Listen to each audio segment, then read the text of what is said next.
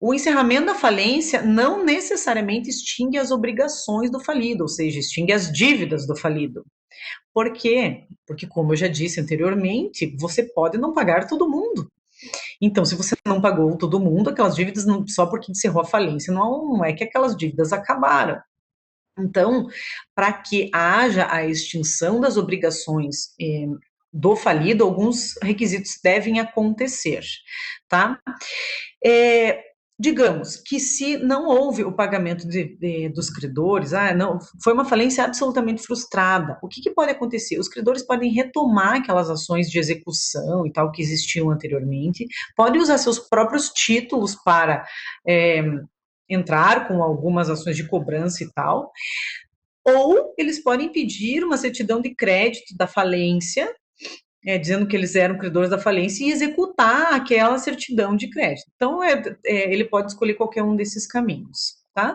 Então, o credor tem ainda a possibilidade de cobrar as dívidas mesmo encerrada a falência se elas não foram pagas, exceto se, em algumas hipóteses, previstas lá no artigo 158, tais como pagou todas as dívidas. Ah, que bom. É, se pagou todas as dívidas, óbvio, não tem mais o que cobrar. Pagou 50% dos quirografários, ou seja, pagou todas as classes e 50% dos quirografários. Também estão extintas as obrigações. Decorreu 5 anos do encerramento da falência, se não teve processo criminal. Se ocorreu isso, também extinguiu as obrigações. Decorreu 10 anos do encerramento da falência, se ele tivesse sido condenado por algum crime falimentar. Então, aí são casos, por exemplo, de prescrição. Porque, óbvio, o direito não socorre quem dorme, né? Como já diz aquele ditado. Então, se o decurso do prazo efetivamente faz com que prescrevam, né, a possibilidade de cobrança dessas dívidas para que o falido, empresa, sócio, possa voltar, né, a atuar e trabalhar normalmente, sem ter essas dívidas pesando contra si, né. A extinção das obrigações é o que se chama em inglês de fresh start, né, um novo começo. Então, você pode recomeçar, né, ter uma vida normal, apesar de ter tido uma falência. Com essa modificação, que esse novo projeto de lei que tem tramitado no Congresso Nacional, tem se procurado facilitar esse chamado fresh start, para que efetivamente as pessoas possam recomeçar e voltar né, a economia, a sociedade como um todo, sem ter o peso das obrigações pesando, né, na sua cabeça, porque isso impede várias coisas, né, desde você conseguir um empréstimo, abrir uma conta em banco, quer dizer, são várias situações, né, que que dificultam, né, a vida do falido. E por fim, eu gostaria de dar uma pincelada, assim, bem pincelada mesmo, porque eu acho que não é a ideia desse curso, é falar um pouquinho sobre os crimes falimentares. Os crimes, então, assim, a primeira coisa que é importante é se saber que existem tipos penais previstos na Lei 11.101, de 2005. Então, existem tipos penais específicos que são aplicados nos casos de falência ou recuperação judicial. Não é só falência, viu? Recuperação judicial também.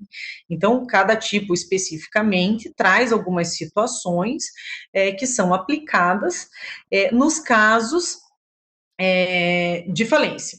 Então, eles estão previstos ali entre os artigos 168 e 178 da Lei 11.101 de 2005. Eu não vou efetivamente ficar elencando e falando especificamente sobre cada um deles, porque eu acho que não é a ideia e eu acho que isso fica bastante cansativo, mas se alguém tiver algum interesse, vale a pena dar lá uma olhada, são 10 artigos ali, uma coisa bem simples. Eu acho que a primeira questão, quando se trata de falência, que se tem que saber é que a condição objetiva é que tem a decretação de falência. Então então não tem crime falimentar antes da falência, tá? Então é só depois que a falência é decretada. Isso é uma questão bem importante, né? Então a pessoa lá, o sócio, enfim, não pode cometer um crime falimentar antes que a falência seja decretada. Então tem que ser depois da decretação da falência e, obviamente, antes do encerramento, porque também encerrado não tem mais o que se falar em falência, né? Então, essa é uma questão, uma condição objetiva que foi trazida pela lei e que é bem importante, e isso é uma novidade lá da Lei 11.101. O decreto-lei também trazia alguns tipos penais, mas não trazia esse requisito objetivo, que é a decretação da falência. Bom, outra questão específica é que a lei traz que o juiz criminal é o competente para conhecer e julgar dos crimes falimentares. Por que vocês devem se perguntar por que a senhora está falando sobre isso? A questão é a seguinte, é que anteriormente quem era o juiz responsável pela processamento e julgamento dos crimes era o juiz da falência. Então, por mais que fossem crimes, né, não era o juiz criminal que tratava disso, que tinha essa competência para processar e julgar, mas sim o juiz da falência. Agora, tem uma questão.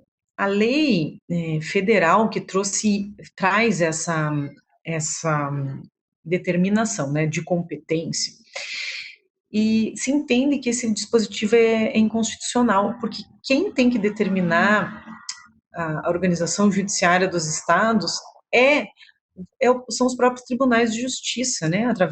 Tribunais de justiça, através, claro, das suas assembleias, mas são leis estaduais que tratam disso. Então, até porque, né, a falência é de competência estadual, né? Enfim. Então, se entende que quem tem que determinar isso são os tribunais de justiça, enfim, através das assembleias e tal, nos seus códigos de organização e divisão judiciária. Por isso que, por exemplo, aqui no Paraná, quem trata dos crimes falimentares são os juízes criminais. Mas em São Paulo, por exemplo, são os juízes da falência, continua na mesma prerrogativa. O Tribunal de Justiça lá de São Paulo entendeu que a competência seriam dos juízes das varas que tratam da vara de falência, né? Vale ressaltar que somente em algumas capitais existem varas de falência especializadas em falência, né? Normalmente as falências, essa competência falimentar, ela está unida, né, às varas cíveis. Posso citar algumas, não são, nem são todas as capitais que têm as varas especializadas. Curitiba, São Paulo, Rio de Janeiro. Rio de Janeiro, inclusive, nem é tão especializada, porque ela é uma competência empresarial, então ela trata também de questões de sociedade. Santa Catarina, Florianópolis, também ela tem uma vara de falências, mas ela também trata de cartas precatórias, e eu acho que só isso, não me lembro exatamente. Campo Grande é vara especializada, e Rio Grande do Sul, Porto Alegre, Minas, né, Belo Horizonte. Então, são as maiores em geral, né, Salvador e tal, as maiores cidades do país já contam com varas especializadas nas capitais para tratar dos processos de falência e recuperação judicial, o que, no meu entender, é muito salutar, porque quanto mais a especialização, tanto do juiz, quanto de sua assessoria, quanto da vara mesmo, da secretaria, né, com todos os seus funcionários, oficial de justiça, quanto mais se sabe sobre o funcionamento da lei, que apesar de ela não ser muito extensa, ter ali quase 200 artigos, ela é uma lei complexa são processos tanto de recuperação judicial quanto os de falência, são processos absolutamente complexos que precisam muitas vezes de tempo, e o que a gente percebe é que quando esses processos estão junto, né, em algumas competências muito elasticidas, fica muito mais difícil para o juiz tomar conta do processo e despachar de uma forma célere, e impede isso do andamento, assim, e muitas vezes, muito mais na recuperação judicial, acaba que o tempo do processo é diferente do tempo da empresa, isso pode ocasionar vários problemas, né, para a própria empresa. Então, o que se tem proposto nesses últimos anos, até através do CNJ e tal, talvez outros professores aqui tenham até já comentado sobre esse assunto, é que você tem tentado uma regionalização das varas especializadas para que elas atinjam o maior número de comarcas, né, e possam fazer um trabalho melhor e mais especializado dentro das falências e das recuperações judiciais. Eu espero que vocês tenham gostado e que tenham aprendido aí um pouco de falência, que tenha sido claro, né? Me coloco à disposição para alguma dúvida e espero que seja bem profícuo, né? Proveitoso todas essas horas aí que vocês estão fazendo de curso. Muito obrigada.